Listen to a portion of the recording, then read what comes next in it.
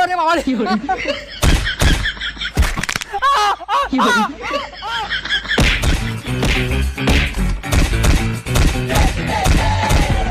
থাম তো তোরা, মারামারি করিস না, আমি দেখতেছি কি করা যায়, চল আমার সাথে।